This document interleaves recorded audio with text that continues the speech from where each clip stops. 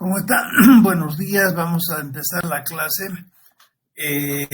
Vamos a hacer un repaso muy rápido de lo que han empezado a resolver para esta noche. Y además vamos a introducirles un método nuevo para resolver el tránsito a través de un embalse. Obviamente el segundo método que pienso explicarles lo vamos a mejorar en las próximas clases, pero es bueno que a partir de ahora estén repasando ambos métodos, porque cualquier clase que se nos ocurra vamos a hacer un examen sorpresa. Para la primera nota en realidad tenemos la media de 4 calificaciones, en la que se incluye también algún puntaje de alguna gente que ha logrado obtener puntos por sus respuestas durante la clase. De aquí en adelante, para el segundo examen, lo que para la segunda nota vamos a tomar en cuenta, además de las prácticas que me están entregando, una de ellas me tienen que entregar esta noche, y de las prácticas que ya me han entregado polígonos de Thyssen y Sorietas, vamos a tomar en cuenta algún examen o varios exámenes que hagamos en forma sorpresa. Entonces, los exámenes sorpresa los vamos a hacer cualquier clase que venga y van a, obviamente, entregarlos en esa clase. Entonces, vayan leyendo todo lo que estamos avanzando de manera que no queden desprevenidos. Bueno, a partir de ahora empiezo a mostrarles las diapositivas y vamos a, obviamente, contar con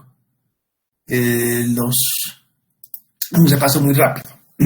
A ver, habíamos dicho que en el tema del tránsito de avenidas a través de un embalse, a través del método ensayo y error, teníamos básicamente todo lo que son los datos propios del embalse.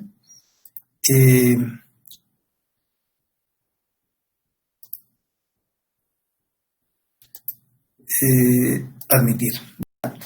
Tenemos los datos propios de lo que es la geometría del embalse, y además de ello tenemos un hidrograma de ingreso al embalse, que normalmente es el hidrograma que usamos para fines de diseño, es aquel que tiene un periodo de retorno de ocurrencia, o sea, por lo general, tanto en Corani como en Nishikuni, se ha utilizado en sus diseños la crecida milenaria. La crecida milenaria es aquella que tiene una probabilidad de 1 en 1000 de ser alcanzado o excedido en el transcurso de cualquier año. Fíjense que la probabilidad en el transcurso de un año es 1 por 1000. La otra forma de interpretar la crecida milenaria es decir que en promedio, si consideramos muchísimos miles de años, una vez cada 1000 años va a haber una crecida tan grande o más grande que la que estamos indicando es la milenar, que va a causar destrozos. Eventualmente, en alguna clase les voy a mostrar la falla de una presa debido a que el caudal excede a la capacidad del vertedero de excederse. Entonces, en el tema del tránsito, lo que tenemos es el hidrograma de crecida en la parte izquierda arriba de su pantalla, que puede ser la crecida milenar o puede ser una crecida de 500 años, dependiendo de cuán importante es la obra que construyamos. Si tenemos una obra como Nishikuni o como Corani, por ejemplo, ambas crecidas tienen un periodo de retorno y se ha hecho el tránsito de esa crecida a través del embalse, de tal manera que el nivel del agua que va subiendo por encima de la cresta del vertedor nunca llegue a sobrepasar la cota de la corona de la presa. Hay que evitar, habíamos dicho, que el agua también empiece a rebosar por encima de la presa. Y ese es el tema para el cual tenemos varios métodos de resolución. Solamente vamos a llevar uno, ya lo hemos llevado. Hoy voy a iniciar con el segundo método, y el momento que capten ustedes todo eso, ustedes mismos van a poder crear sus propios métodos de solución de este problema. Decía que los datos que necesitan para resolver problemas son básicamente el hidrograma que ingresa en el embalse. El hidrograma significa la variación del nivel en función del tiempo. Tienen que ubicarse muy bien en esta figura. Al inicio, el caudal que está ingresando el embalse, la primera hora, es muy bajo. A medida que transcurren las horas, el caudal que ingresa al embalse es cada vez más grande hasta que llega a un pico. Entonces tendríamos en la subida del hidrograma, llega a un pico, y a partir del pico el caudal que ingresa en el embalse las siguientes horas cada vez va disminuyendo. A esto le llamamos hidrograma de crecida, y en realidad es la representación gráfica del caudal en función del tiempo que ingresa en el embalse. Habíamos dicho que esa crecida que ingresa al embalse, por lo general en la cola del embalse, proviene de una lluvia torrencial que cae sobre toda la cuenca. Fíjense, en esta figura estamos mostrando la cuenca del embalse Corani, 230 kilómetros cuadrados, una cuenca mucho más grande que la superficie misma del espejo de agua. Entonces, el espejo de agua ya lo habíamos estimado en base a un plano que yo les presenté en una clase anterior. Habíamos estimado que el espejo de agua, a condición de que la presa esté llena, alcanzaba una superficie de 14 kilómetros cuadrados, que sería más o menos, si fuera un rectángulo, unos 7 kilómetros de largo por 2 kilómetros de ancho. Eso es lo que es el embalse Corani cuando está lleno. Decíamos que esta crecida milenal o cualquier otra crecida que se presente, que ingresa al lago, es producida por la cuenca, y la cuenca, para producir esa crecida, ese hidrograma de crecida que ingresa en el lago, obviamente que necesita recibir agua de lluvia. Y una lluvia torrencial que puede durar unas 2, 3, 4 horas, que incide sobre la totalidad de la cuenca, y esta cuenca se encarga de transformar esa agua que recibe de lluvia a través de la red hidrográfica que se encuentra al interior de la cuenca. Todos los ríos van probablemente a un río principal, el río Corani, que originalmente no estaba inundado como lo está ahora debido a que ya tenemos el embalse construido. El río Corani introduce en este lago un caudal que al inicio es muy bajo y después empieza a crecer hasta un pico, ¿no es cierto? Entonces, eso es importante que se ubiquen. El hidrograma de crecida es producido por la lluvia que recibe la cuenca en su conjunto, que es una cuenca enorme, y ese hidrograma ingresa en el lago. La situación más desfavorable es contar con que el embalse está en ese momento lleno, es decir, H en color azul acá, que es el nivel del agua, coincide con la altura de presa. Y a partir de ahí lo que sucede es que todo el agua que va ingresando en la cola del embalse a este embalse hace que el nivel suba por encima de la cresta del vertedor, y al hacer eso lo que sucede es que el vertedor o vertedero de excedencias va a presentar reboses, ¿no? Y ese rebose, obviamente, al inicio que el nivel coincidía con la cresta del vertedor, es decir, el tirante por encima de la cresta del vertedor era 0, que coincide con una altura H, que es igual a la altura de presa, empieza a subir hasta un cierto nivel y luego va a bajar. Obviamente esa subida, la máxima subida que ocurre por encima del vertedero, tiene que necesariamente ser menor que la altura de la corona de la presa. Ya estaba claro de que hay que evitar de que el agua también rebose no solamente a través del vertedero, sino también a través de la corona de la presa. Si eso sucede, esta presa va a fallar y todo se viene para abajo.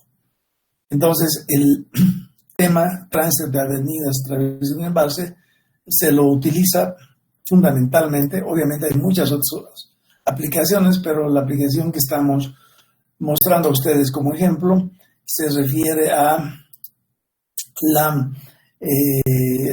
se refiere al diseño del vertedor de esta presa.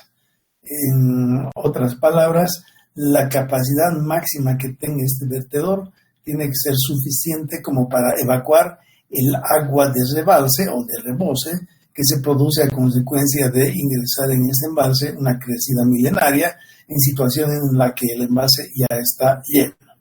Y de eso se trata el tránsito de avenidas. Es importante diferenciar algunas variables. Por un lado se tiene la altura de presa, ¿no es cierto? Es la altura construida de la cresta del vertedor. Es una constante que no varía más en todo el transcurso del problema que solucionamos. La altura del nivel del agua, mostrada en esta figura con el trazo azul. Obviamente la altura del nivel del agua no es una constante, es una variable que va subiendo y bajando por encima de la cresta del vertedor. El tirante de rebose, fíjense, el tirante de rebose está en color rojo acá. Obviamente hay una relación entre ambos.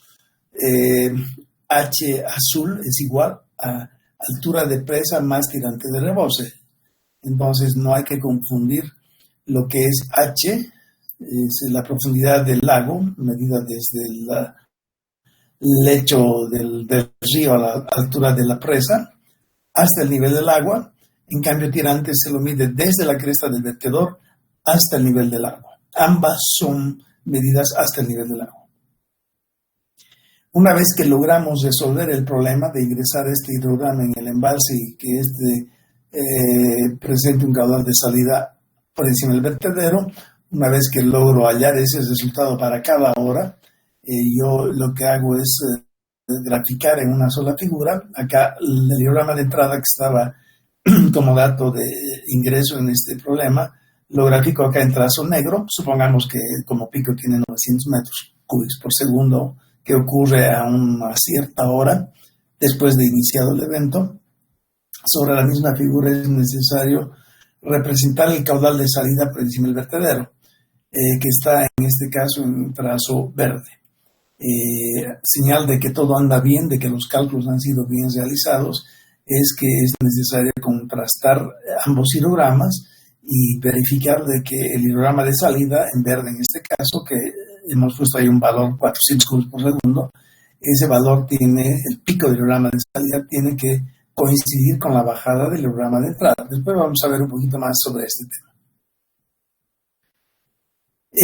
Obviamente está claro que de la figura, si la vertical negro es mayor que la vertical verde en una misma hora, lo que está ingresando es mucho mayor que lo que está saliendo. Y a partir de este sitio del pico máximo de salida por encima del vertedero, la cosa se invierte, ¿no es cierto? El verde es cada vez, la coordenada verde vertical es cada vez más grande que la coordenada negra, es decir, sale más de lo que entra. Bueno, eso es para refrescar de qué es lo que hicimos antes. Ahí tienen otra vez el problema que inicialmente hemos mencionado. Y en esta última figura tenemos el inicio de su solución del problema, que me tienen que entregar esta noche, a medianoche, es de acuerdo a las instrucciones que han recibido ustedes. Y habíamos intentado ya solucionar para la primera hora un primer ensayo y error. La forma de solucionar este tema, ya lo habíamos dicho en el tema de ensayo y error, es que hay que hacer suposiciones para cada hora y en cada hora ir resolviendo. Si el tirante al inicio del problema es 0, que coincide con h igual a 20, porque la altura del vertedero de excedencia es 20 metros, si el tirante al inicio de la hora es 0, y a partir de ese instante recibe durante una hora 300 metros cúbicos por segundo, la pregunta consiste en hallar la altura, el tirante al final de esa misma hora, instantáneamente hablando. Y esa respuesta se la puede obtener mediante varios métodos. El primer método que están aplicando, el de ensayo-error, consiste en suponer un tirante sin saber todavía cuál va a ser el tirante oficial al final de la hora. Entonces, a partir de esa suposición, yo ya cuento con el tirante al inicio de la hora, que es 0, el dato del problema, más el tirante al final de la hora, que lo supongo, dividido entre 2, y a eso le llamo tirante promedio reinante durante toda esa hora. Si eso es así, ya puedo calcular el caudal que sale por encima del vertedero, porque esta relación, que es una curva de descarga, me indica que para calcular el caudal que sale por encima del vertedero, simplemente tengo que elevar el tirante promedio de esa hora a la 1,5 multiplicar por 1133 y obtengo el caudal que en promedio salió durante toda esa hora. El tirante, obviamente tirante medio, la forma de hacer una aproximación de ese tirante medio, porque no hay forma de saberlo, ¿no es cierto? Porque desde el primer minuto en que entra agua acá, empieza a rebalsar, pero no sé cuál es el tirante al primer minuto, al segundo minuto, al tercer minuto, etcétera. Durante toda esa hora no sé cuál es el tirante. Entonces, una aproximación que se hace es aceptar de que el tirante promedio durante toda esa hora va a ser igual a la media aritmética entre dos tirantes instantáneos.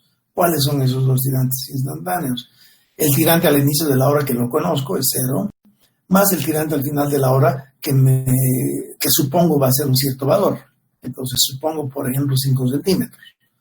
Entonces, si supongo que al final de esa hora el tirante promedio el tirante instantáneo es 5 centímetros, significa que aceptando lo que acabo de mencionar, significa que el tirante medio durante toda esa hora va a ser 2,5 centímetros. 0 más 5 entre 2 son 2,5 centímetros.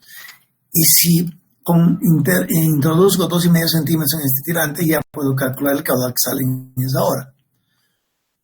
Como sé que durante esa hora entra 300 y durante esa hora sale este caudal, entonces la diferencia va a tener que quedarse en el embalse y va a ser sumada en términos de volumen al volumen que inicialmente tenía el embalse.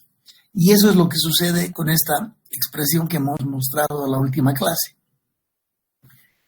Esta expresión dice que el volumen instantáneamente, hablando al final de la primera hora en el embalse, volumen final, es igual al volumen que instantáneamente había al inicio, que es dato del problema, más lo que ingresa durante toda esa hora, y nos indican que durante toda la primera hora entra 300 cubos por segundo, parejito toda esa hora, ¿verdad?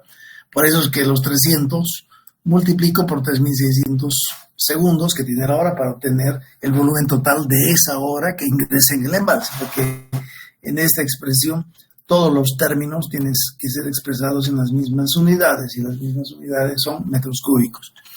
Y bueno, ¿qué es lo que sale del embalse? Es este caudal que hemos dicho que es función del tirante durante esa hora. Entonces, tirante medio va a ser este valor acá. El valor 12 tiene que estar recorrido aquí a la derecha porque es la media aritmética tirante al inicio de la hora más tirante al final de la hora durante los dos. Y esos dos valorcitos son instantáneos. Al inicio de la hora es 0, dato del problema, y al final de la hora son los 5 centímetros que estoy suponiendo como primera suposición. Una vez que tengo este valor ya supuesto, entonces ya puedo resolver todo lo que está a la derecha del signo igual. Y eso resulta en este caso, 140.570.150 metros cúbicos que existen al final de esa primera hora, instantáneamente al final de esa hora. Obviamente con la relación que también me dan como dato, esta relación lineal. Después vamos a ver un poco más sobre esta relación, de dónde viene. Esta relación lineal la acepto para cualquier tirante que se produzca durante todo el problema que estoy intentando resolver. Entonces, este volumen de 140,57 lo interpolo acá y hallo que el H resulta ser 20.285. O sea, fíjense que el H va a ser poco más arriba que los 20, a condición de que por aquí haya salido un caudal equivalente a la media proveniente del tirante inicio más tirante final, supuesto igual a 5 centímetros. Y eso debería salir iguales. Como no son iguales, es decir, el tirante que al final estoy suponiendo válido, lo controlo con esta expresión, y esta expresión me proporciona el volumen que existe al final de la hora, a condición de que este tirante final sean los 5 centímetros, y al transformarlo eso en su correspondiente volumen y volumen altura, debería salir el mismo valor que el supuesto. Como no es igual a ello, lo que hago es suponer otro valor. Espero que me comprendan esta partecita. No estoy utilizando los 20,5 mismos tal cual está acá, ¿no es cierto? Es simplemente el concepto al que me estoy refiriendo.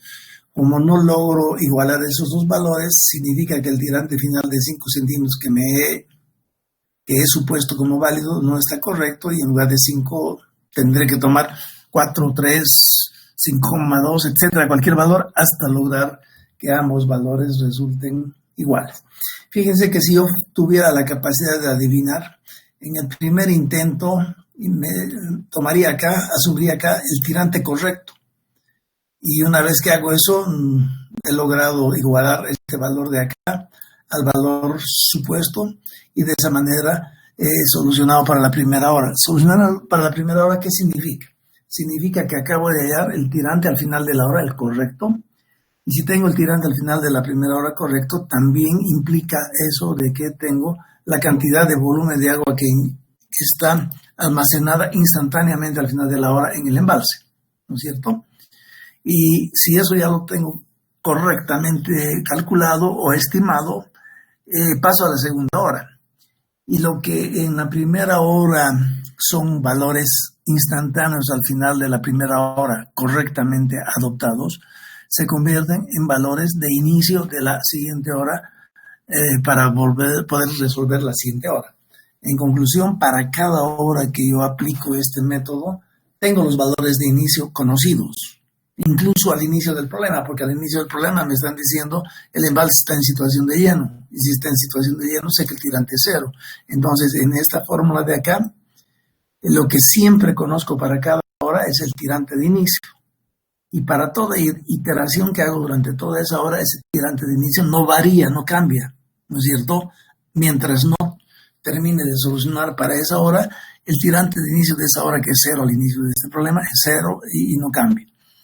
Y entonces significa que si ya estoy en la hora tercera haciendo el problema, en la hora tercera, el tirante de inicio de esa hora tercera será exactamente igual al tirante final de la hora previa que acabo de terminar de calcularla correctamente. Y en esta tercera hora tendré otra vez que inventarme, si el término cabe, suponer un tirante al final y verificar de que esté bien hecho. Si no, tengo que hacer otra vez un loop, le llaman, ¿no es cierto?, en programación. Tengo que hacer un loop, reiteradas veces, volver a lo mismo. Bueno, eso es como repaso de lo que están haciendo ustedes para esta noche. Si se fijan acá, hay 1, 2, 3, 4, 5 horas en que entra caudal a este lago. Es decir, la tormenta de lluvia que ha recibido la cuenca de 230 kilómetros cuadrados, probablemente ha durado solamente 2 horas de lluvia, una lluvia tormentosa, intensidad enorme de 2 horas, ocasiona que la cuenca transforme esa lluvia en un caudal que dura 5 horas. Fíjense, 2 horas llueve, deja de llover y el río sigue escurriendo a la salida de la cuenca. Salida de la cuenca significa ingreso en el embalse de que estamos hablando. Entonces, esas 2 horas de lluvia que recibe esta cuenca enorme se traducen en un hidrograma que, por ejemplo, dura 5 horas y que ingresan acá al lago. Esos 5 horas de caudal que varía desde un valor muy pequeño hasta muy alto, luego baja, es hidrograma de crecida que recibe este embalse, se convierte en un caudal de salida por encima de la presa del vertedero, y esa salida ya no va a durar esas 5 horitas que dura el caudal de ingreso, sino puede durar 20, 30, 40 horas. Deja de ingresar agua acá y sin embargo sigue rebalsando agua por encima del vertedero. O sea, esa es una característica que se ve en los embalses, ¿ya? Después, ¿qué más tenemos que hacer en ese tema? La pregunta a ustedes era, antes de pasar al tema, el siguiente tema de resolución de esto, vale la pena que les muestre de dónde viene esa curva altura-volumen. Hemos dicho que en esta situación, la altura-volumen, la relación de altura-volumen de este embalse, estamos aceptando que es esta de acá, ¿no es cierto? Fíjense que es una relación lineal y en realidad la relación altura-volumen del vaso de un embalse jamás es lineal. Era una pregunta que les hice alguna clase pasada, ¿no es cierto? Pero vamos un poquito a explicar mejor ese tema ahora. Hacia este momento hay preguntas, ninguna pregunta. Todo en orden, todos me están siguiendo entonces. Ya, paso entonces a mostrarles más sobre este tema. A ver, tenemos acá, primero empecemos con curvas de nivel. Fíjense que yo les decía en este do word que acaban de leer ustedes, este es un otro método que vamos a dar ahorita, pero por de pronto no se fijen en eso, fíjense solamente en esta parte. La relación de la curva que mejor se adapta en el embalse Corani es esta que se muestra en amarillo. El volumen del embalse Corani puede ser calculado a condición de saber H. H es la profundidad del lago medida en una escala. A ver, ¿dónde puede estar esa escala ubicada? Les voy a mostrar ahora. Esta es la presa y seguramente esta presa tiene, por ejemplo, a un costado de esta parapeto de la presa, una escala graduada en centímetros. Normalmente puede ser una escala de madera, metro tras metro, puede ser una escala de aluminio, mandamos a hacerlas, o de fierro, de algún material resistente. Una escala que empieza en 0 acá y continúa cada centímetro subiendo hasta 20, 21, 22 metros.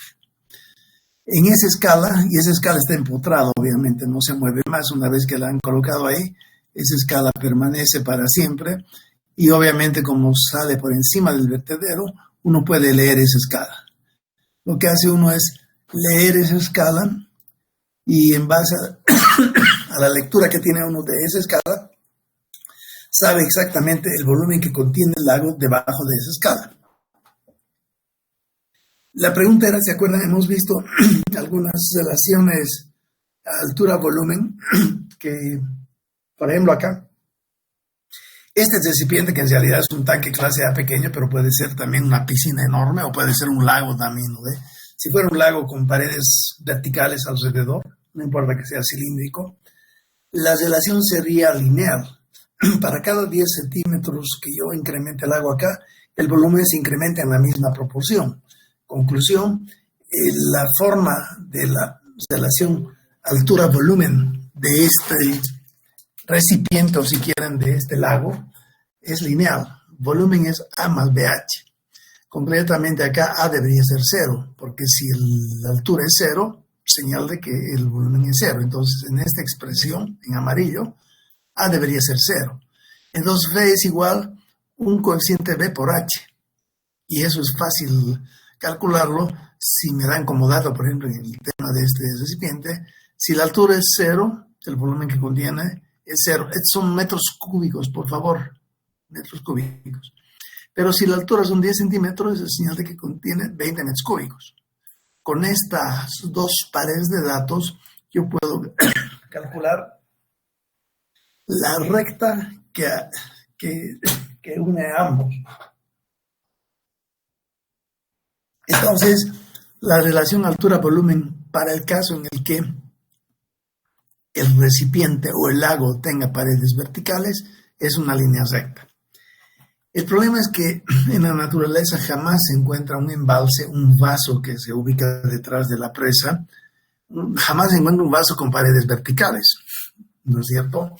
No se pone a pensar en la laguna Angostura y a medida que el nivel va llenando esa laguna, a medida que sube hacia arriba, la superficie mojada, el pelo de agua arriba, la superficie del lago, cada vez va creciendo. Entonces, las paredes estas jamás son verticales.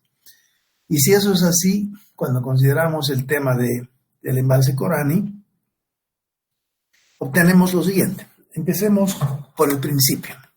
Supongamos que no existe todavía el lago Corani, nadie ha construido la presa, y las personas que han ido a un campo, a esa zona, Colomi, se han dado cuenta de que el río Corani está acá escurriendo de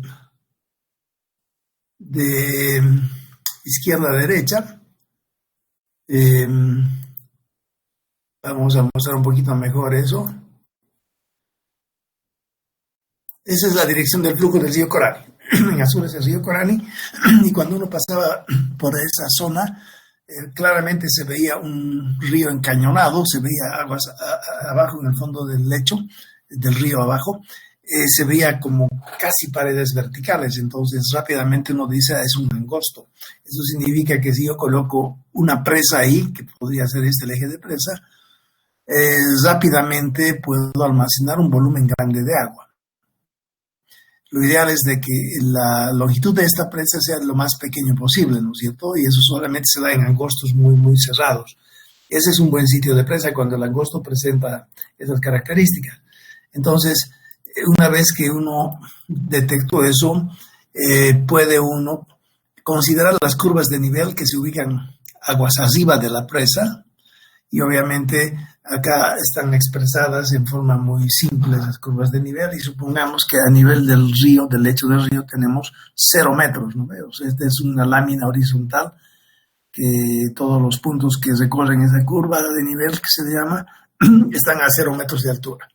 La siguiente curva de nivel se encuentra justo 2 metros más arriba, y es la curva de nivel 2 metros de altura, etc. Cuando considero estas curvas de nivel, me pregunto, ¿no? Si yo construyo una presa que está ubicada a los 2 metros por encima del lecho del río, ¿cuál es la cantidad de volumen que puedo embalsar? ¿No es cierto? Y si en lugar de construirla de 2 metros la construyo de 6 metros, obviamente voy a embalsar más agua, pero la pregunta sigue, ¿no? Entonces, ¿cuánto más de agua logro embalsar? Etcétera. Entonces, la forma de proceder es, lo que yo hago es, una vez que tengo las curvas de nivel, puedo calcular la superficie que esta contiene. Si se fijan aquí en la figura de al lado, esta sería la curva de nivel 0, que ya le llamamos, la que está por acá. Obviamente no va a ser 0, pero es muy esquemático esto. Entonces, este es el lecho del río y puedo calcular el área.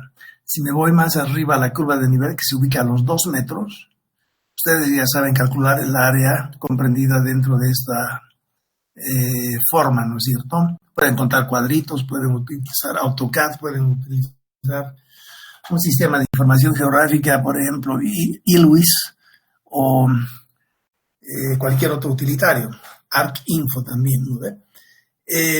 Una vez que logro eso, fíjense, el área 1 que está ubicado, es la horizontal que se ubica a los 2 metros. Luego tengo el área 2 que está más arriba, 2 metros más arriba. Entonces, la pregunta a ustedes sería, ¿cuál es el volumen que contiene este cuerpo limitado por A1 y A2 y que están separados 2 metros? ¿Quién me contesta esa pregunta? De nuevo la pregunta, yo necesito calcular el volumen que ingresa dentro de estas dos lonjas, ¿no? Esta sería el área, la superficie A1, que es completamente horizontal. Distanciada 2 metros se encuentra arriba la otra superficie A2, y la pregunta sería, ¿cómo calculo el volumen entre esas dos? El volumen que contiene esta lonja de 2 metros de espesor. El promedio de las áreas, Inge, por la altura que las separa. Ya, es obvio que es así, ¿no es cierto? Tendría que multiplicar 2 metros por una área. Ahora no sé si multiplicar por A1 o por A2, entonces obvio que lo que voy a hacer es tomar la media entre las dos áreas, y esa área expresada en metros cuadrados puedo multiplicar por 2 metros, y en ese momento tengo el volumen contenido en esa lonja de 2 metros. Hago lo mismo para la de abajo y para todas las de arriba. A partir de ahí, si se fijan, para el nivel 0 se puede incluso insertar. Acá voy a poner H en metros, ¿cierto? Y acá voy a poner volumen acumulado en metros cúbicos. Entonces yo tengo esas dos columnas,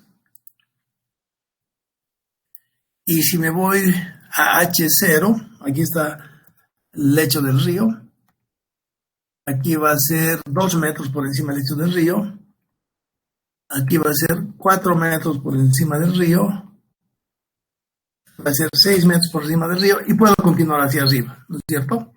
Entonces tengo estos valores, esto es 0, tengo estos valores de altura, otra vez en azul, porque todas las alturas en este tema las estamos considerando azul, ¿no es cierto? Hemos dicho que eso varía, ¿no es cierto? Es una variable. Y el volumen acumulado lo pondremos, bueno, enero, está bien. Hasta ahí no hay donde perderse. Fíjense que yo tengo una columna en la que tengo valores todos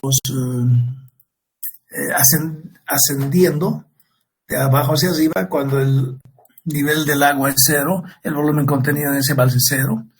Cuando el nivel del agua ya está a 2 metros, se está llenando la presa, contiene un volumen V1, ya sabemos cómo calcularlo. Después tengo el nivel que ha subido a los 4 y a ese nivel tengo que irle sumando en forma acumulativa los volúmenes abajo. Está claro, hasta ahí no hay donde perderse. Eso se ha hecho en el embalse Corani, nada más que en el embalse Corani estas curvas de nivel no son cada 2 metros, son cada medio metro.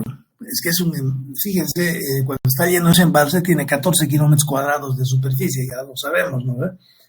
Y de los 14 kilómetros cuadrados yendo hacia abajo, va disminuyendo cada vez, ¿no es cierto? Entonces, ¿cómo se elaboran estas curvas de nivel? Obviamente los que ya han hecho topografía saben que se van al campo y para cada punto en el que colocan su mira, con ayuda del teodolito, con ayuda del nivel, con ayuda de estación total o con ayuda de algún otro instrumento mucho más moderno, para cada puntito que están visualizando en el terreno, calculan las 3 coordenadas, x, y, z, x, y, z, ¿no es cierto? Z sería la altura. Y con ayuda de esas 3 coordenadas de cada crucecita, que lo lleno acá de crucecitas, yo puedo graficar curvas de nivel. Eso ya saben todos los que han hecho bien la práctica de isoietas también, aunque no hayan hecho topografía. Lo que sucede es que en el embalse Corani se ha hecho eso y se han medido estas lonjas cada metro, ¿no es cierto? Y qué sé yo, pues 20, 30 metros que hemos recorrido en vertical, tendríamos como 20, 30 superficies horizontales, ¿no? Y con esas superficies se ha hecho ese análisis en Corani, y estos valores de acá, que están acá, pares de valores, se los grafica en esta figura que está aquí abajo, fíjense, para H's que van en el eje horizontal. Para cada H se tiene su correspondiente altura, volumen. Obviamente estos volúmenes acá son acumulados, ¿no ve? Primero el volumen acumulado del primer metro, más lo que viene por encima del segundo metro, más eso, etc. Y eso serían estas crucecitas que ven acá. Si se dan cuenta, las crucecitas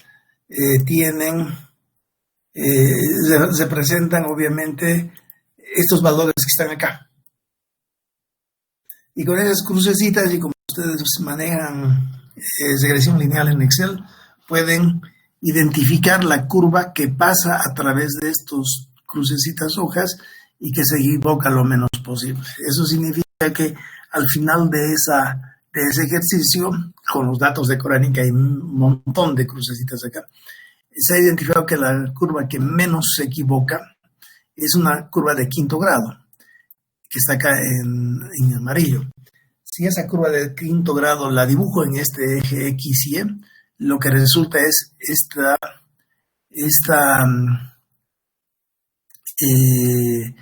curva en trazo rojo. Hasta ahí no hay donde perderse. ¿Se acuerdan que había una pregunta, alguna clase pasada, en la que se les decía a ustedes cuál es la mejor curva que se puede adoptar a este tema de curva altura-volumen? Y en realidad no hay una respuesta definitiva. Todo depende del tipo de topografía, conformación topográfica que existe en el vaso del embalse.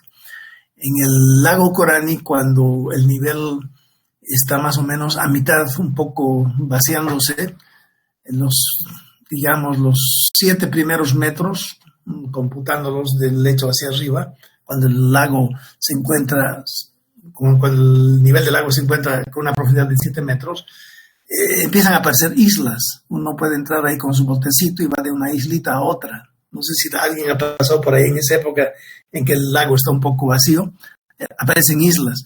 Eso significa que las curvas de nivel estas son muy idealizadas, ¿no? Deberían haber aquí curvas de nivel que conforman círculos, y eso sería una islita. Más allá habrá otra curva de nivel que conforma círculos, otra islita. ¿Qué significa eso? Que cuando yo calculo estas áreas, obviamente algunas de estas van a estar huecas, ¿no? Entonces, eso hace de que los puntos rojos con los que yo logro elaborar esa curva de Corani me presenten una disposición tremendamente variable.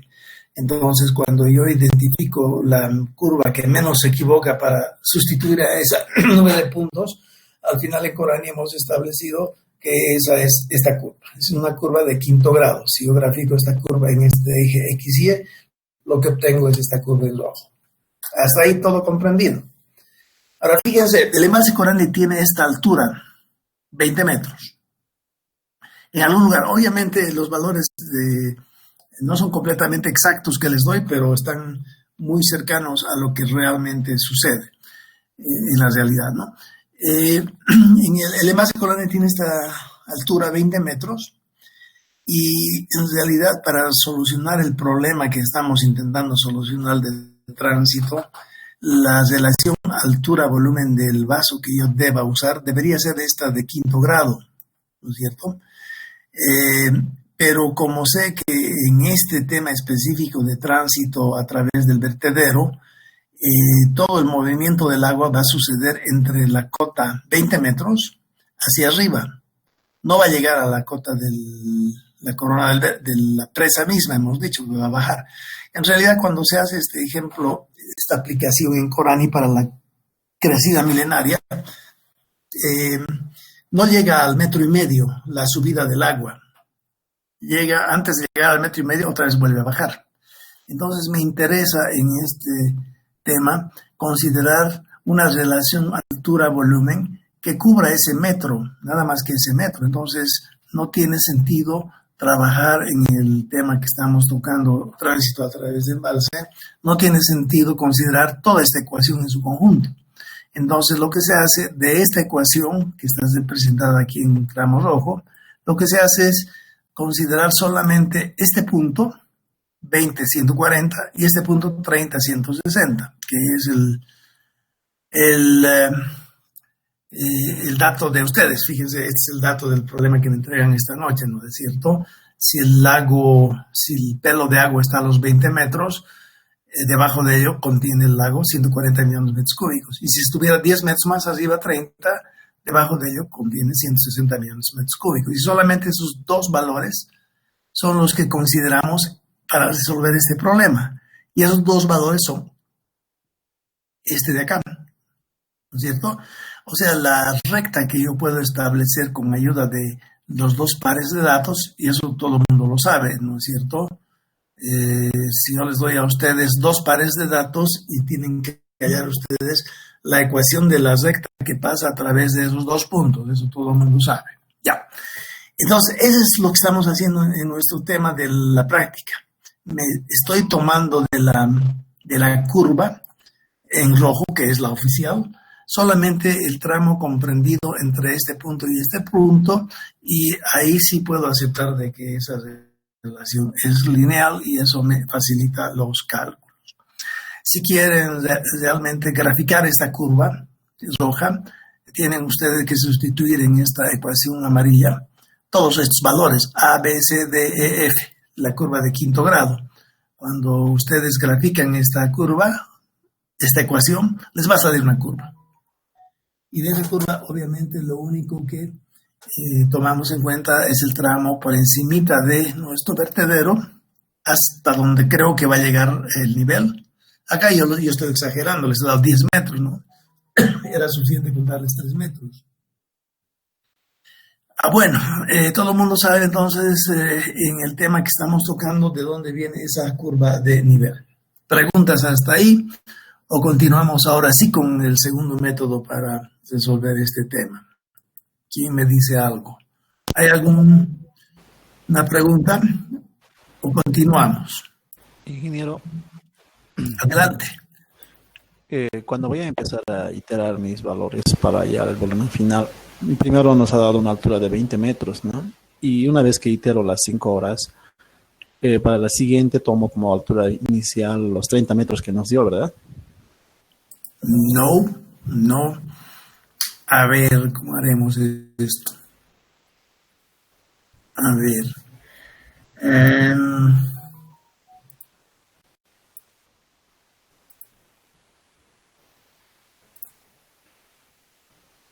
A ver, lo que sucede es,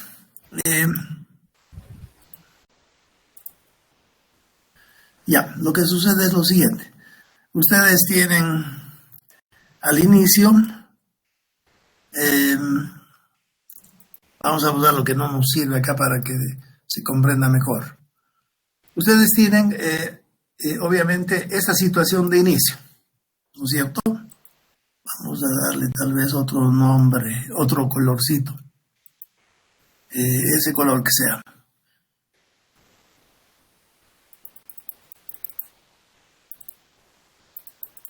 Ya. El nivel del agua es ese, en color ladrillo. Ya. Esa situación de inicio. Situación de inicio, ¿qué significa? H azul significa que es 20. Tirante al inicio de esa hora significa que es 0. Situación inicial. Entonces, esta Hcita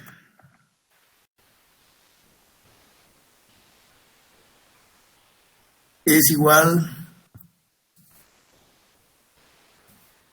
20. ¿No ven? Eso significa que tirante 0. Esa es la situación inicial. Y el tirante final es el que no conocemos. No sabemos a dónde va a quedar esto. Obviamente sabemos que esto va a quedar en algún momento ahí. Ahí va a quedar. En esa situación es que estamos mostrando el tirante al final y H final. Eso es lo que tenemos que hallar. ¿No ve? Uy.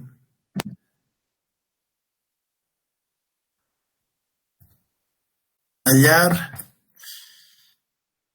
H final, es decir, tirante final. ¿No es cierto? Porque si hallo lo uno o lo otro, ya no hay dónde perderse. Uy. Todo esto vamos a borrarlo porque no nos sirve. ¿Está claro? Entonces, la situación inicial es que esto se encuentra aquí. Entonces, conozco que tire es 0 y conozco que H es 20. Por ensayo y error, al final voy a hallar el TIR que va a ser 3 centímetros y en consecuencia H va a ser 20.03. Eso es lo que debo hallar. Una vez que he hallado eso, para la segunda hora,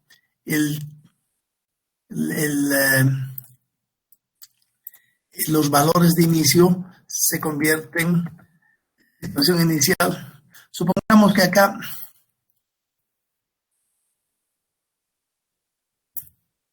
ahí ya he hallado H final igual a 20.044 metros. Es decir, he hallado TIR final 0.044 metros.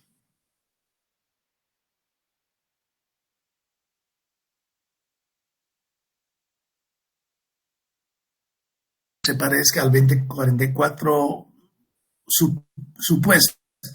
Es decir, es supuesto que era 0.044, he hecho el control y resulta que sale a lo mismo. Entonces, he logrado. Esta es la primera hora, ¿no ven? Sí, esta es la primera hora. Primera hora. Escucha. Voy a la segunda hora acá. Después de haber hecho varios intentos, he logrado solucionar y en la siguiente hora va a ser esta la situación inicial. H ya no va a ser 20, sino va a ser 20.044. Y en consecuencia TIR ya no va a ser 0, sino va a ser 0.044. ¿Están de acuerdo? Lo que para la primera hora, valores finales definitivamente adoptados son estos. Esos mismos valores se convierten en valores de la siguiente hora, solamente que en la siguiente hora se convierten en valores de inicio. Eso significa que si en la primera hora termino con un cierto volumen definitivamente adoptado, cuando paso a la siguiente hora, el volumen de inicio de la segunda hora es ese que acabo de hallar como volumen final de la anterior hora. ¿Está claro eso? No sé si esa era la pregunta tuya. Está bien, ingeniero. Solamente que, suponiendo que ya he terminado para las 6 horas que nos ha dado, Ya, tengo 300, 600, 900, 600, 300 caudales. Ya he ya. terminado, digamos, las 5 primeras horas de iterar. Para la sexta hora, voy a tomar Continúa nuevamente iterando. ese No, 30 continúa que nos da iterando. aquí ese 30 que nos da en la curva altura volumen. ¿Para qué se utiliza ese 30 metros de altura? SDK. Sí, primero he trabajado con una altura inicial de 20 metros, ¿no? Y un volumen de 140 hectómetros cúbicos. Y para la sexta hora, ¿utilizo esta altura de 30 metros inicial o sigo continuando con No, 20? no, porque para la sexta hora, ¿cuál H tomas inicial? Tomas el H que acabas de calcular en la quinta hora como H final. ¿No ve? Ay, O sea, por eso es que es importante que conceptualmente capten esto. Ese problema que me estás mostrando, en el pasado mucha gente comete el error. Llegan a la sexta hora y siguen tomando como altura inicial cero. ¿No ve? Porque acá el dato de ustedes es que el embalse está a ese nivel, tirante cero, ¿no ve? O sea, H20. Cuando ves el examen de alguna gente y llega a la cuarta hora, H inicial sigue siendo 20. Mentira. El H inicial de la cuarta hora es exactamente el mismo H final de la previa hora, de la hora que acaban de hacerlo. O sea, por eso que digo acá esto, fíjate, esto es un dato. O sea, cada hora tiene los valores de inicio conocidos. No puedes calcular en alguna hora si no tienes el valor de inicio. Y cuando me refiero al valor de inicio, y ya estoy en la sexta hora, el valor de inicio es cualquier valor que no lo sé ahorita.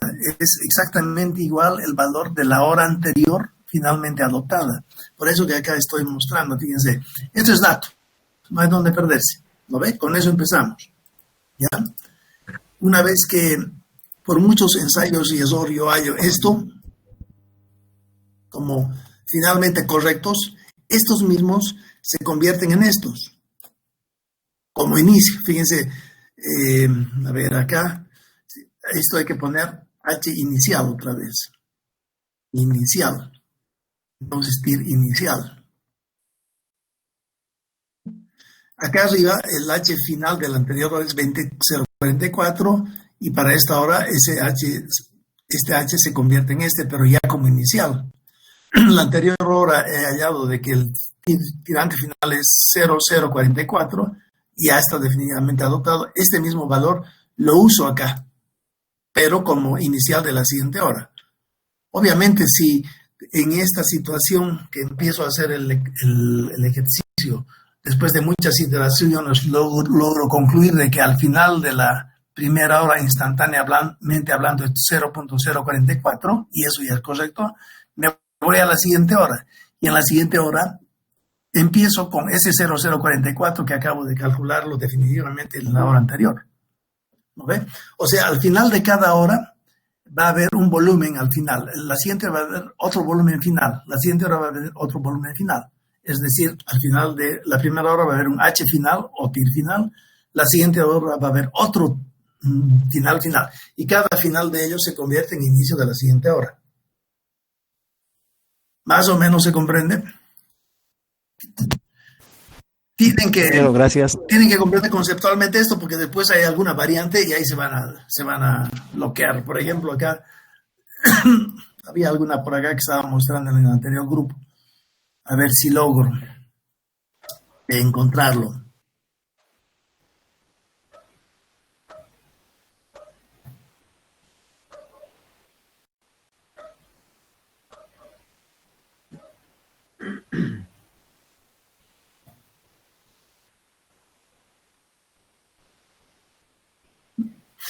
Lo que sucede es, a ver, les decía que... aquí está, fíjense. Ya, este es otro problema. ¿Qué es lo que es dato del problema acá? Se les dice que durante las 5 primeras horas entra ese caudal al embalse, ¿no ven? Una vez que ustedes logran terminar de calcular, tienen que producir esta columna, todo. ¿Cuál era la instrucción acá? Hasta ahora hemos dicho que la situación más favorable del embalse es que el momento que llega la crecida por la cola del embalse, producto de una lluvia torrencial en toda su cuenca, el momento que llega al embalse, lo encuentra el embalse lleno. ¿Qué quiere decir lleno? Que H es igual a la altura del embalse. Si estos son 20 metros, H del agua es 20 metros. En realidad, entonces, estamos diciendo que el embalse se encuentra lleno. Pero en esta situación, en este problema de algún examen pasado, se les decía a los alumnos, no, el momento que ingresa estos 400 cubos, 600, 800, 600, 400 al embalse, ya está debalsando el embalse. O sea, hay un tirante inicial instantáneo 5 centímetros más alto que la cresta del vertedor. Fíjense que ya está rebalsando, el tirante por encima del vertedero son 5 centímetros. Y en esa situación llega la crecida durante la primera hora 400. Entonces, cuando ustedes utilizan acá la ecuacioncita de que el volumen final es igual al volumen de inicio más lo que entra menos lo que sale en esta ecuación, el volumen inicial es aquel que corresponde al nivel en el que el agua está 5 centímetros más arriba, ¿no es cierto? Lo que entra es igual a 400 veces 3.600. Y lo que sale es a O, es igual a 1.200, en este caso, 1.200 que debe multiplicar a tirante que no sé todavía cuánto es, por eso lo estoy poniendo blanco, tirante, ese tirante tengo que elevarlo a la 1,5. Y todo eso tengo que multiplicar todavía por 3.600.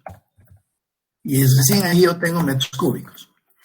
Y fíjense, esta expresión acá es esta de acá. ¿No ve? Solamente que este tirante, que acá tengo que meterlo entre paréntesis, es el tirante promedio durante esa primera hora que estoy empezando a resolver. Y ese tirante promedio lo acepto como tirante al inicio, más tirante al final de la hora, ¿no ve? Dividido entre 2. Estoy simplemente aceptando que es una media aritmética, porque como no tengo más datos, no me queda otra que hacer eso. ¿Se dan cuenta? Entonces, este TIR inicial más TIR final sobre 2 es el tirante promedio en la hora. Estoy aceptando que el tirante al inicio instantáneamente hablando que es 0, porque no, en este caso son 5 centímetros, este tirante. 5 centímetros más el que tengo que averiguar, adivinar por ensayo y error, más 8, digamos, más 8 centímetros, y todos esos dos sumados dividido entre 2, a eso acepto que es el tirante promedio durante toda esa hora. Y obviamente en esta expresión, el único que estoy intentando adivinar es este. Ese es el que estoy intentando adivinar, ¿cierto? Porque en esta expresión conozco todo menos eso que está en rojo. En realidad, en esta expresión. ¿No ven? En esta expresión el volumen inicial lo conozco, me dan, es dato del problema. Es aquel que corresponde al nivel de 5 centímetros por encima del vertedero. Eso conozco, ¿no? Si me dicen que está 5 centímetros más alto que la cresta del vertedor, el agua, y en ese instante recién llega la crecida, entonces conozco también el volumen que contiene, el volumen que corresponde a esos 5 centímetros más alto. Conozco el volumen inicial. Conozco lo que entra durante toda la hora, es 400 veces 3.600. Conozco también. Y del embalse sale esto. ¿Y qué es lo que sale? Es esta ecuación. Esta ecuación de acá. ¿No ve? Y esa misma le he puesto acá.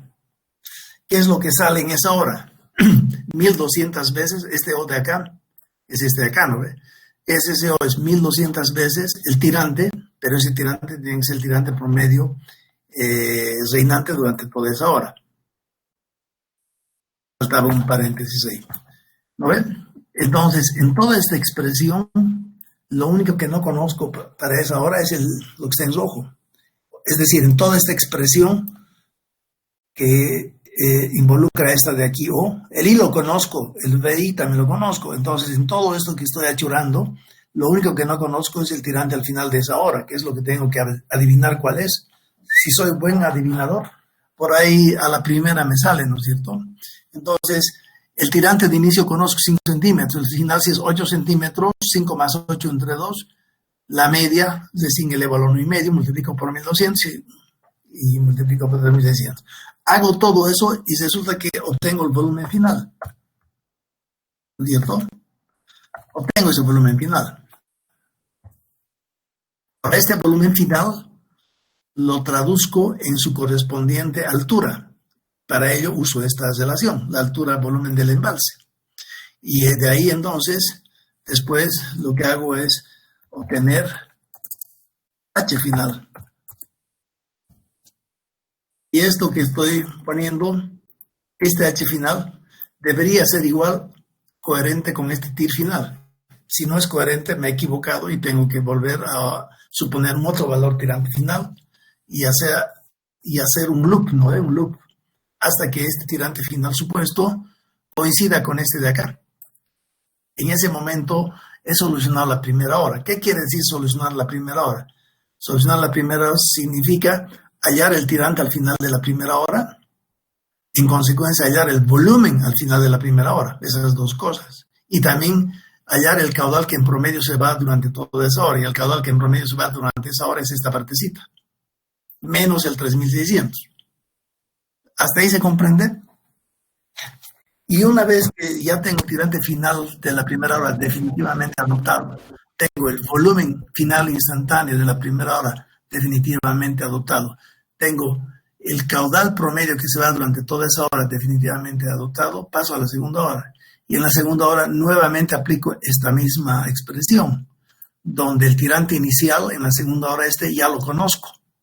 No es los 5 metros por encima del tirante, es aquel que acabo de hallar como tirante final de la anterior hora. Y en esta segunda hora otra vez me queda adivinar el tirante final en rojo de esta expresión. ¿Cómo se comprende? Sí, ingeniero, lo he entendido. Muchas gracias. Bueno, entonces nos queda tiempo. Ya. No hay más preguntas. Si no hay más preguntas, paso al otro tema. Tenemos que hacer el otro tema. Todos están sin problema, creo, ¿no? A ver, promedio de áreas, no se usa el 30, pero los datos 20 y 30 solo para la relación altura-volumen. Giovanni, Elizabeth, ¿ha comprendido lo que estamos diciendo? Ya, está bien, no sé, ya. Ahora, pasaremos al siguiente tema, que es lo que necesito mostrarles. Y eso está acá. A ver, este es un segundo método para lograr solucionar este problema. Ya, y se llama método Pulse. Ahora, si se fijan, lo que hemos estado haciendo es aplicar esta ecuación achurada en verde. Lo que entra al embalse menos lo que sale del embalse es lo que en esa misma hora queda de diferencia de volumen en esa hora. ¿Se dan cuenta? Esto en verde es lo que acabamos de hacer, pero de una forma más simple, que es más...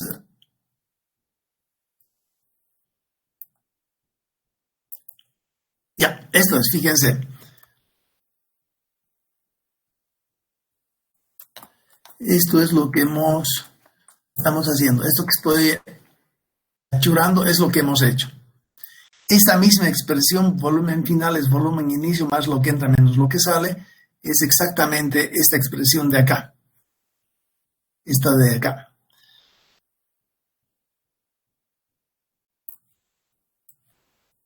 ¿Ya? ¿Ven la similitud? Pucha.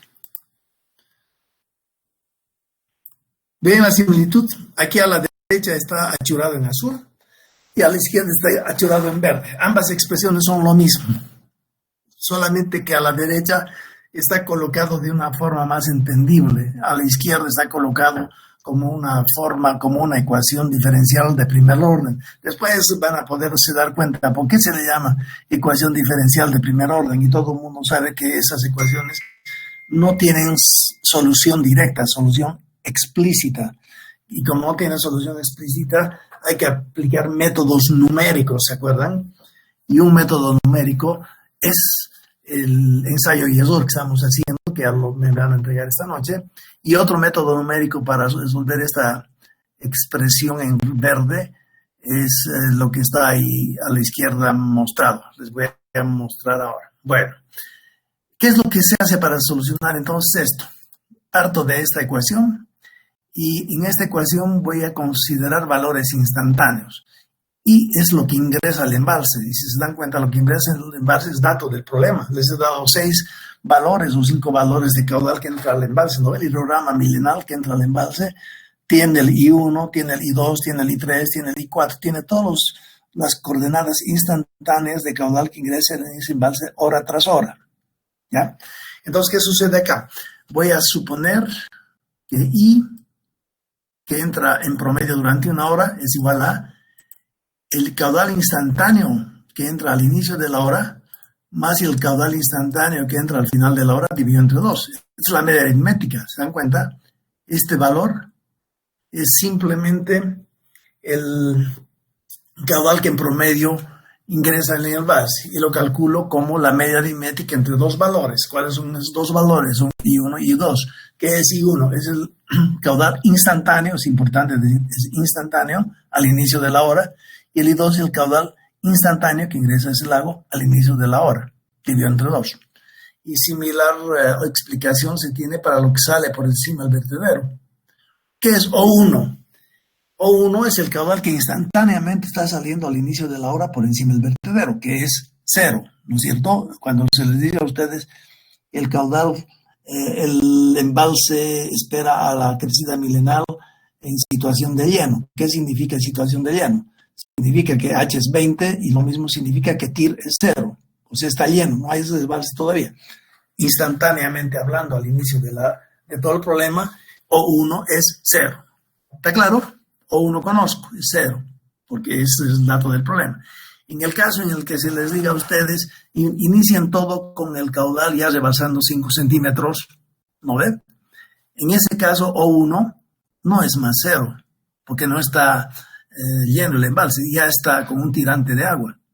Y si hay un tirante de 5 centímetros instantáneo al inicio de la hora, significa que hay un caudal instantáneo que corresponde a esos 5 centímetros. Entonces, ese O1 lo calculan con 1133 por ese 00, por ese valor, etcétera, ¿no ven? Y O2 es lo que no conocemos. Es el caudal que instantáneamente sale por encima del vertedero al final de la hora, que es lo que no conocemos. Y a la derecha, ¿cuál es la diferencia de volumen en el embalse? Es volumen al final de la hora, D2, menos volumen al inicio de la hora. ¿Qué es eso? Volumen al final de la hora menos volumen al inicio de la hora. Es lo que se ha quedado ahí embalsado.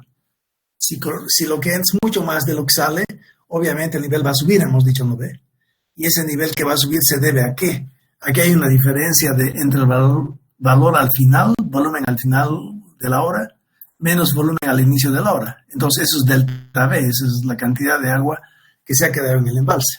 Y eso debe dividir entre T, una hora. Fíjense que la expresión en verde es lo mismo que esta otra expresión, solamente que aquí es discretizado en subíndices 1 y 2, y el subíndice 1 está distanciado del subíndice 2 una hora. Si se dan cuenta en esta expresión, todos los I se conocen para todas las horas. Fíjense, en un dato de cuando consideramos estos problemas, el input está acá en negro, ¿verdad?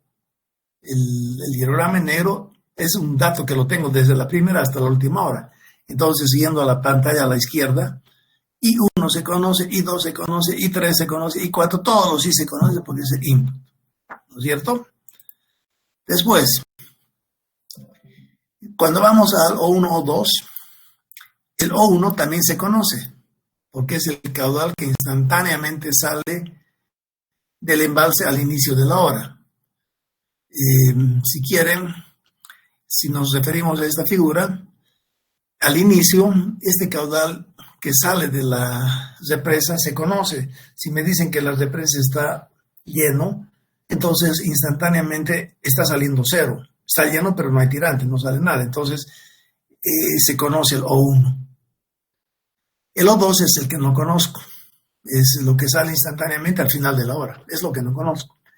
A la derecha tengo el V1 conozco. Es el volumen de espera del lago. Si está lleno, sé su volumen. Si está 5 centímetros por arriba, sé su volumen. Si me dicen el lago espera a la crecida milenaria, con 20 centímetros ya de tirante de agua rebalsando por encima del vertedor, a esos 20 centímetros rebalsando instantáneamente al inicio, también conozco su volumen. Entonces, V1 conozco. En esta expresión, lo único que no conozco son todo lo que son subíndices 2, si se fijan. Subíndices 2 siempre se refieren al final de la hora, que es lo que estoy intentando averiguar. En cambio, al inicio de la hora conozco absolutamente todo. Sé cuánto volumen contiene el embalse en el momento que recién llega a la crecida, V1. I1 conozco, I2 conozco, todos los I's conozco porque es dato de todas las coordenadas de la crecida milenar son conocidas, entonces todos los I's conozco. O1 conozco porque es el caudal que instantáneamente sale por encima del vertedero al inicio de todo. Si me dice que está lleno es 0, y si me dice que tiene ya 10 centímetros de base, entonces conozco también O1. O2 no conozco. A partir de ahí lo que yo hago es llevar a un lado todo lo que desconozco. A la izquierda del signo igual coloco aquí todo lo que no todo lo que conozco, y a la derecha todo lo que no conozco. Y si empiezo a resolver este problema, aquí sí necesito, espero que esté aquí. Aquí sí necesito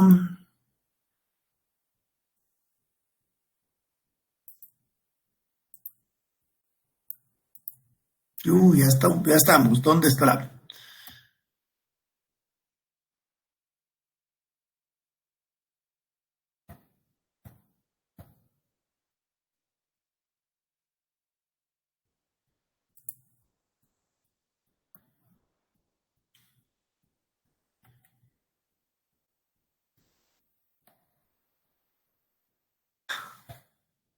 Acá está.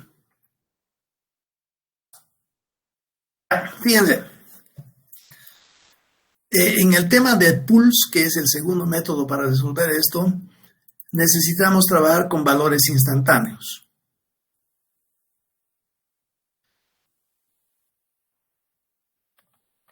Voy a tapar esto porque no necesitan ver todavía.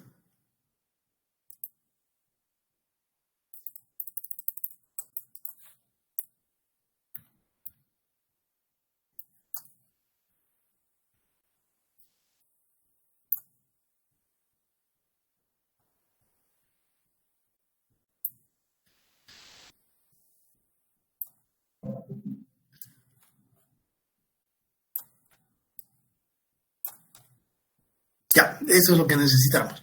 Si se fijan en la práctica que están haciendo ensayo y eso que me van a entregar esta noche, los valores suministrados a ustedes como datos, valores de caudal, son estos de acá, ¿no es cierto? Es algún otro ejemplo. Se les indica a ustedes que durante toda la primera hora, durante los 3.600 segundos que contiene esa hora, parejito ingresa 300 cubos. Durante toda la segunda hora, parejito, durante los 3.600 segundos, ingresa 600 cubos, etc. Esta es una forma de dar a ustedes las coordenadas del hilograma de ingreso al embalse en forma discretizada. 300 toda la hora, 600 toda la hora, ¿ya? Eso es lo que se necesita en el tema de ensayo y es lo que están haciendo ustedes. En el tema de pulse, que es discretizando la ecuación I menos O es dV sobre dt, necesitan ustedes considerar valores instantáneos. Fíjense que acá están esos valores instantáneos. Y para ello, obviamente, las ecuaciones indican que acá están. Habíamos dicho que llego a esta situación en la que todo a la izquierda del signo igual conozco. cuando tengo que ya empezar a resolver el problema, el I1 es este de acá. Obviamente esta figura a la izquierda se refiere a cualquier hora en el gráfico. En realidad, si estamos empezando a resolver el problema, el I1 sería 0, digamos. Este valor de acá, el I1, ¿no ve? El I2 ya lo conocemos. Pero si me ubico ya en la segunda hora, en la segunda hora, I1 está expresado aquí con esta flechita en color negro, I1. Es un valor instantáneo, fíjense. El I2 es este otro valor instantáneo y esta distancia entre el I1 y el I2 es una hora. Control copy, lo vamos a poner aquí.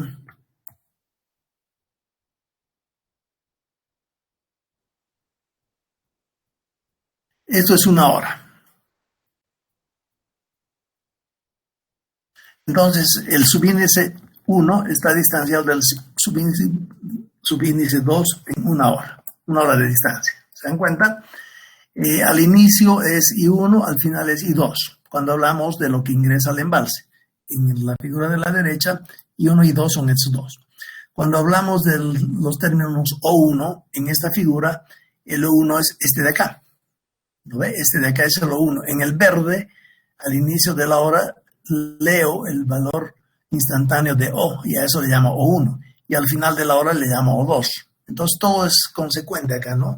En esta vertical tengo I1 en negro y en el verde tengo O1. I1 negro, O1 verde. Y en esta otra vertical, como input tengo I2 que va desde la línea horizontal hasta este punto, eso es I2. En cambio, el output medido en la misma tiempo es la flechita verde que va desde la horizontal a este sitio. Bueno, eso es lo que se necesita como dato en el tema del método Pulse. Trabajamos acá con valores completamente instantáneos. En cambio, en el tema del ensayo y error, ya lo hemos explicado, trabajamos con valores discretos válidos para cada hora. ¿Hasta ahí se comprende? ¿Más preguntas o no todavía?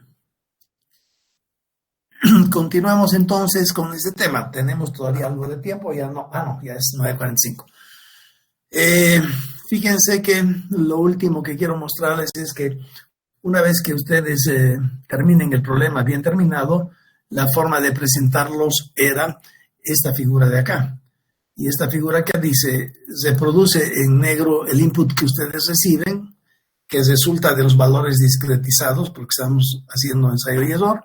El verde es el output, es valores discretizados a nivel horario, y obviamente a esa curva verde, que es el pico de salida por encima del vertedero, le corresponde su correspondiente, valga la redundancia, su correspondiente nivel de agua.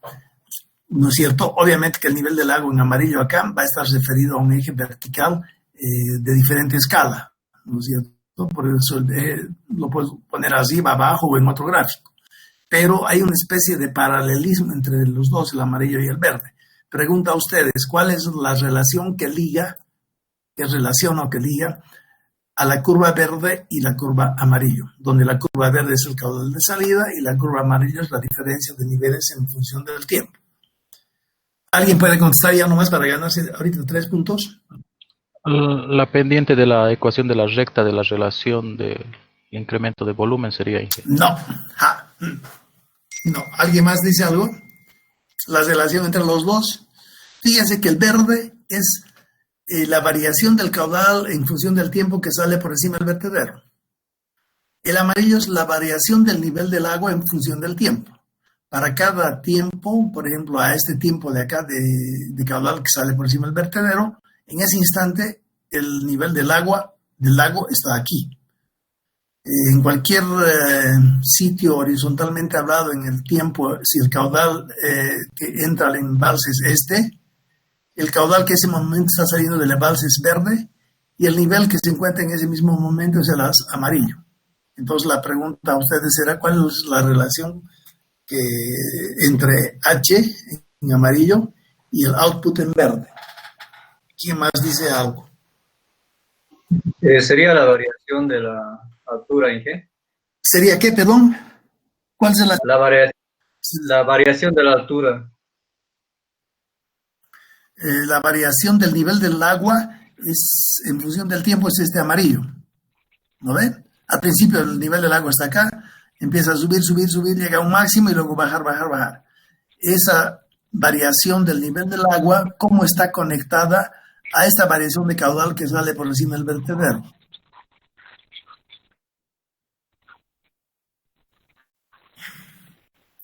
¿Cómo es? ¿Se comprende o no se comprende? Entonces, quiere decir que dejamos pregunta de examen, ¿cómo la ven? Creo que hemos llegado al final de la clase, pero esa última pregunta quiero que logren... Sería la variación del tirante de agua. Sí.